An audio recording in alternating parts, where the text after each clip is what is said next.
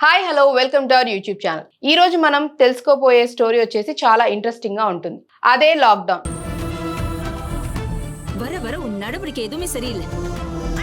ఇక ఇందులో అనుపమ పరమేశ్వరన్ నటించింది. మరి ఫుల్ స్టోరీ ఒకసారి చూసేద్దామా? చెన్నైలో ఒక మధ్యతరగతి కుటుంబంలో పుట్టిన అనిత అనే అమ్మాయి ఈ సినిమాలో ముఖ్య పాత్ర అని చెప్పాలి. ఆమె తన కుటుంబంలో పెద్ద కూతురు కూడా. తల్లిదండ్రులు నైట్ షిఫ్ట్ ఉద్యోగాలు చేస్తారు కాబట్టి ఆమెకు బయటకు వెళ్ళటం, ఫ్రెండ్స్ తో గడపటం మీద చాలా నియమాలు ఉంటాయి. అనిత ఉద్యోగం వెతుకుతూ ఉంటుంది.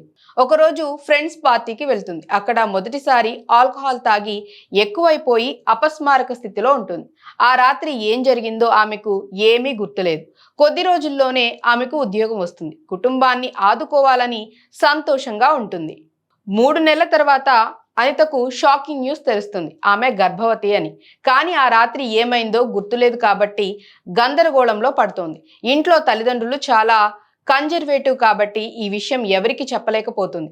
ఒక పాత కుటుంబ ఘటన కూడా ఆమెను మరింత భయపెడుతుంది. అప్పటికి కోవిడ్ లాక్డౌన్ మొదలవుతుంది. అనిత తన బెస్ట్ ఫ్రెండ్ స్వప్నతో మాత్రమే ఈ రహస్యం పంచుకుంటుంది. ఇద్దరూ కలిసి గర్భస్రావం కోసం డాక్టర్ల దగ్గరకు వెళ్తారు. కానీ డాక్టర్లు 3.5 నెలలు అయిపోయిందని నిరాకరిస్తారు. పోలీసులకు చెప్తామని కూడా బెదిరిస్తారు. లాక్డౌన్ వల్ల బయటకు వెళ్ళటం కూడా కష్టమవుతుంది. ఇక వాళ్ళు పిల్స్, ఇతర మార్గాలు ప్రయత్నించి చూస్తారు. ఒక డాక్టర్ హెరాస్మెంట్ చేస్తాడు. ఇలా రోడ్ల మీద తిరుగుతూ ఇల్లీగల్ నెట్వర్క్స్ వైపు వెళ్తూ అనిత మానసికంగా చాలా బాధపడుతుంది. లాక్డౌన్ ఆమె ఒంటరితనాన్ని మరింత పెంచేస్తుందని చెప్పాలి. క్లైమాక్స్ లో అనిత జీవితం పూర్తిగా కష్టాల్లో మునిగిపోతుంది.